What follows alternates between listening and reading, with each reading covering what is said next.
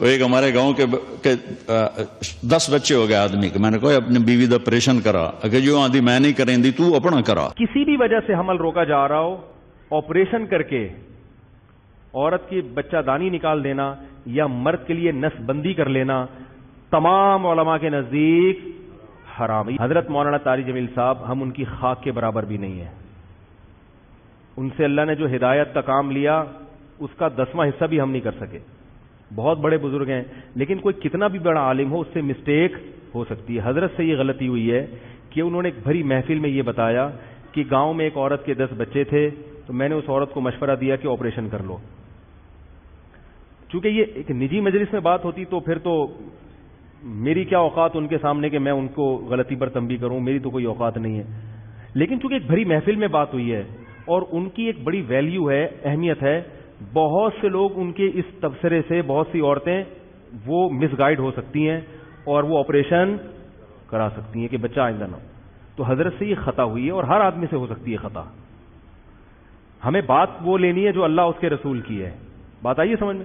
10 بچے بھی ہو جائیں، 20 بھی ہو جائیں، عورت آپریشن، حضرت نے جو یہ ان کو مشورہ دیا نا، اس گاؤں کی عورت کو یہ غلط مشورہ دیا۔ غلطی ہوتی ہے، مجھ سے بھی ہوتی ہے، میں بڑی بڑی مسٹیک کرتا ہوں اور ہم سے تو زیادہ ہوتی ہے، ان سے کم ہوتی ہے، لیکن یہ بہت بڑی مسٹیک ہوئی ہے حضرت سے،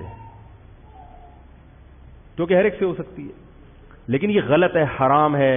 10 کیا 15 بچے بھی ہو جائیں، آپ حمل روکنے کے لیے آپریشن نہیں کر سکتے، نہ مرد نسبندی کر سکتا ہے۔ اس کی دلیل کیا ہے؟ دلیل اس کی یہ ہے کہ اللہ نے انسان کو اس کے جسم میں کانٹ چھانٹ کی اجازت نہیں دی ہے۔ خودکشی کیوں حرام ہے؟ آپ اپنے آپ کو مار نہیں سکتے۔ آنکھ پھوڑنا جائز ہے اپنی، کیونکہ آنکھ میں دیکھنے کی طاقت ہے، آپ کو یہ اجازت نہیں ہے کہ آپ اپنی آنکھ سے دیکھنے کی طاقت ختم کر دیں۔ کانوں میں اللہ نے سننے کی طاقت رکھی، آپ کان کی خودکشی نہیں کرا سکتے، یعنی جیسے اپنے آپ کو نہیں مار سکتے تو کسی عضو کو بھی نہیں مار سکتے آپ۔ بات آ رہی ہے سمجھ میں؟ تو اسی طرح یاد رکھو، عورت میں جو اللہ نے قوت تولید رکھی ہے، کوئی ایسا طریقہ اختیار کرنا کہ یہ سرے سے قوت ہی ختم ہو جائے، تو عورت نے اپنے اس عضو کو ناکارہ بنا دیا۔ تو جیسے آنکھ کو اندھا بننا جائز نہیں آپ کے لیے، ناک کاٹنا، کان کاٹنا جائز نہیں، تو اسی طرح عورت کے لیے قوت تولید ختم کرنا حرام ہے، کیونکہ یہ قرآن کے بالکل خلاف ہے۔ قرآن میں آتا ہے کہ شیطان نے یہ کہا کہ میں ان کو حکم دوں گا فَلَا يُغَيِّرُنَّ خَلْقَ اللَّهِ، اللہ یہ اتنے باغی ہو جائیں گے کہ تیری بنائی ہوئی تخلیق کو تبدیل کرنے شروع کر دیں گے۔ یہ یعنی تو نے جو جس ڈیزائن میں پیدا کیا ہوگا نا، اس تخلیق کو کیا کر دیں گے یہ۔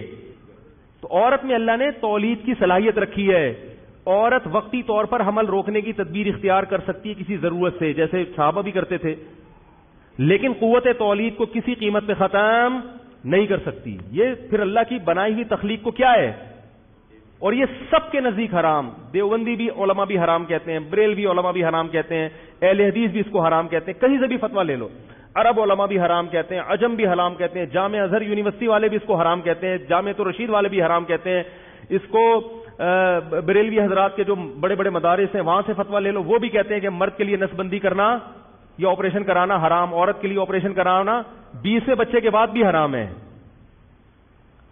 کہیں بھی دنیا میں کسی بھی ادارے سے فتویٰ لے لو، سب کیا کہتے ہیں یہ کیا ہے، حرام ہے۔ تو مجھے اس لیے وضاحت سے کری کہ حضرت کے جو فتویٰ ہے نا، اس کا حضرت کی جو ایک تبصرہ تھا، ہر ایک سے خطا ہوتی ہے، تو اس کا لوگ غلط فائدہ، یعنی غلط یوز نہ ہو جائے اس کا، کیونکہ ہماری ذمہ داری ہے کہ فوراً ہم اس کو تنبیہ کرتے ہیں بھائی یہ حضرت سے مسٹیک ہوئی ہے۔ سمجھ میں آ رہی ہے بات کہ نہیں؟